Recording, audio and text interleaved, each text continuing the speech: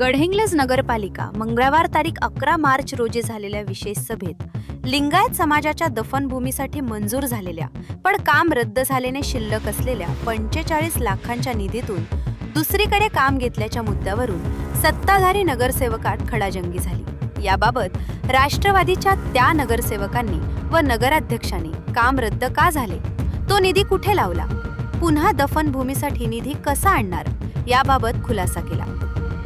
कालच्या नगरपालिकेच्या सर्वसाधारण सभेमध्ये लिंगायत समाजाच्या दफनभूमीविषयी जो गोंधळ झाला किंवा त्या निधीबद्दल जी चर्चा झाली, त्या चर्चेनुसार जर पाहिलं तर समाजामध्ये जो गैरसमजुतीचा जो विषय जो पसरलेला आहे त्याच्याबद्दल मी आज आपल्यासमोर खुलासा करतोय। सर्वसाधारण हा जो निधी दिला होता तो दफनभूमीच्या विकासासाठी दिला होता, मात्र हा निधी वेळेत खर्च करणं अपेक्षित होतं।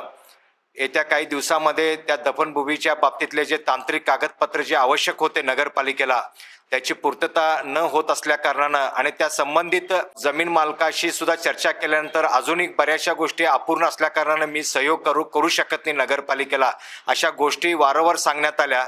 त्याचबरोबर समाजातले काही ज्येष्ठ मंडळी यांच्याशी आमचे काही ज्येष्ठ नगरसेवक मंडळी सुद्धा संपर्कात येऊन त्या विषयाचा खुलासा करण्याचा प्रयत्न केला आणि या सगळ्या खुलासातून येत्या काही दिवसांमध्ये त्याच्यावर जर निश्चित मार्ग जर निघत नसेल किंवा निश्चित निधी वेळेत जर खर्च होत नसेल तर तो निधी परत शासनाकडे जाणार होता। त्यासाठी आम्ही काही मंडळी एकत्र येऊन तो निधी एक गडिंग्लज शहराच्या वेगवेगळ्या विकास कामासाठी उपयोगात आणायचा आणि ज्या वेळेला ह्या दफनभूमीच्या जागेच्या संदर्भातले प्रश्न सुटतील त्यावेळेला तेवढा किंवा किंबहुना त्याच्यापेक्षा जास्त निधी जर लागत असेल तो निधी आमच्या नेत्याच्या माध्यमातून पुन्हा त्या ठिकाणी धरून लवकरात लवकर ते काम पूर्ण करण्याचा ध्येय आमच्यामध्ये आहे। लिंगायत समाजामध्ये कोणत्याही प्रकारच्या अशा पद्धतीच्या अफवा किंवा झालेल्या गैरसमजुतीच्या बद्दल कोणी गैरसमज करून घेऊ नये, कारण लिंगायत समाजाच्या बद्दल कुठल्याही प्रकारचा ह्याच्यात अन्याय केला गेलेला नाही आहे। लिंगायत समाजासाठी दफनभूमीच नव्हती, फार कमी जागा आपल्याकडे होती। समाजातील सर्व घटकांनी 15 लाख रुपये जमा करून हिरेमठ समाजाला 15 लाख रुपये दिले आणि ती जागा ताब्यात घेतली। त्यांना त्यावेळेला शब्द दिलेला होता की आपण त्यांना नगरपालिकेकडून पैसे कंपल्सरी ॲक्विशन करून त्यांचे पैसे आम्ही ॲक्विशनचे पैसे देऊ असं आम्ही त्यावेळेला सर्वांनी मिळून आश्वासन दिलेलं होतं। परंतु 4 वर्ष अशी गेली की कोविडमध्ये गेल्यामुळं तो प्रॉब्लेम आला। परत 21 पासून प्रशासक कामात आल्यामुळं प्रशासकाच्या हातून हे झालं नाही आणि हे झालं नसल्यामुळं आजपर्यंत त्यांचे पैसे आम्ही देऊ शकलो नाही। आज आम्ही पूर्ण सत्तेत आहे, मुश्रीफ साहेबांच्या ताकदीनं त्यांच्या आशीर्वादानं ते पैसे सुद्धा आम्ही त्यांचे परत करू म्हणजे देण्याचं आम्ही आश्वासन देतो। मूळ मुद्दा असा आहे की वैशिष्ट्यपूर्ण योजनेमधून 3 कोटी रुपये आज मंजूर झालेले होते अगोदर, त्यापैकी 15 लाख रुपये रस्त्यासाठी मंजूर झालेले होते। ज्या वेळेला 15 लाख रुपयाचे काम चालू झालं त्यावेळेला सुद्धा काही समाजकंटकांनी त्याला विरोध केला।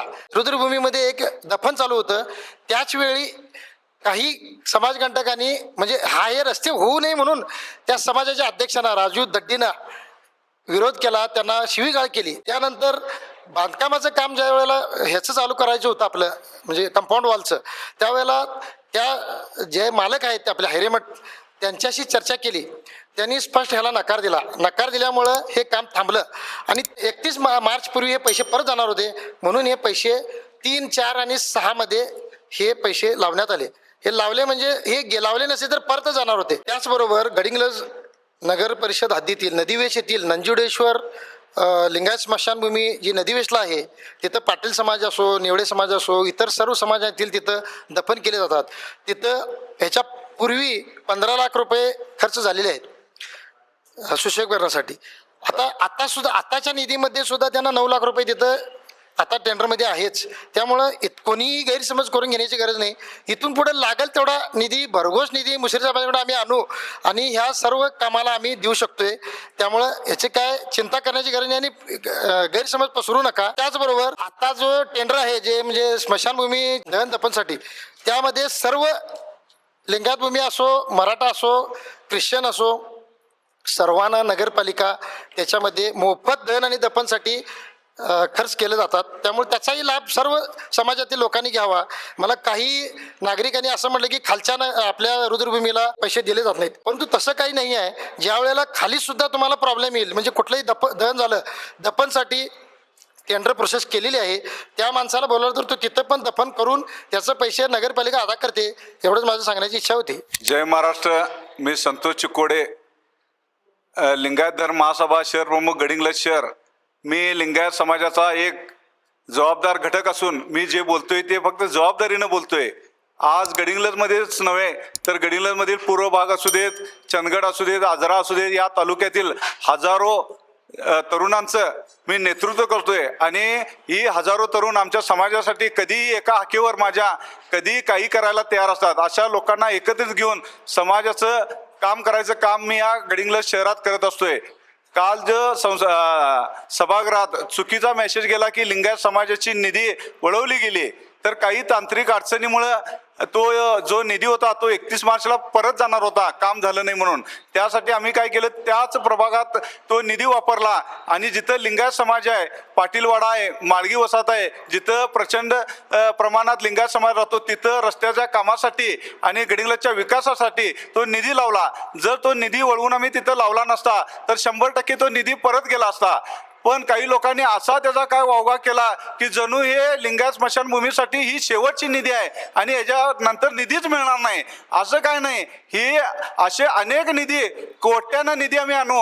माझं स्वप्न आहे, आमच्या अध्यक्षांचं स्वप्न आहे, अण्णासाहेब देवगोंड असतील, बाळासाहेब घुगरे असतील, खणगाव अण्णा असतील, आमचं स्वप्न आहे की गडिंग्लजचं जी दफनभूमी आहे ती कोल्हापूर आणि इचलकरंजीच्या धर्तीवर एक गार्डन टाईप स्मशानभूमी करायची आणि तिथं पार्किंगसाठी स्वतंत्र जागा, लोकांना बसण्यासाठी स्वतंत्र जागा, तिथं आंघोळीसाठी महिलांच्यासाठी, पुरुषांच्यासाठी स्वतंत्र जागा आणि तिथे एक स्वामी राहत कायमचं आणि गाय देखील बांधता यावं आणि एक छोटंसं मंदिर व्हावं असं आमचं स्वप्न आहे. आणि आमचं स्वप्न आम्ही या राष्ट्रवादी पक्षाच्या आणि मुश्रीफ साहेबांच्या माध्यमातून 100% साकार करणार. त्यामुळे कोट्यावधीचा निधी येणार आहे. ह्या किरकोळ निधीसाठी काय तर कोणतं सांगितलं नाही आम्ही ऐकायचं आणि ऐकतं काय तर मुद्दा हातात गावला म्हणून राजकारण करायचं आणि राजकारणात आपली पोळी भाजून घ्यायचं, हे आता बंद करा. तुम्ही समाजासाठी किती केलाय, काय केलाय हे सगळं आम्हाला माहित आहे. ज्या वेळा हे समाजासाठी हिरेमठांच्याकडनं ही भूमी घेतली जात होती त्यावेळेला आम्ही देखील पैसे दिलेत, आम्ही देखील त्यात जबाबदार घटक आहे. प्रत्येक वेळा ज्या वेळा समाजावर अडचण आली आम्ही आमचं छाताड पुढे करून आम्ही प्रत्येक वेळा तिथं समोर आलोय. आणि समाजावर कुठं अन्याय होत असेल, गडिंग्लज शहर तेवढं सोडा, कुठेही अन्याय होत असेल त्यासाठी आम्ही कधीही तिथं समोर जाऊन अन्याय रोखू आणि याआधी रोखलेलं आहे. त्यामुळे उगाच काय तर खोटं उठवून खोटं नाटक करून समाजाची दिशाभूल करायचं जे काम गडिंग्लज शहरात चालू आहे ते पहिला बंद करा आणि पाहिजे तेवढा निधी 100% आम्ही तिथं लावू आणि तिथं जे दफनभूमी आहे त्याचा विकास 100% करू. एवढं मी तुम्हाला शब्द देतो आणि थांबतो. जय हिंद, जय महाराष्ट्र.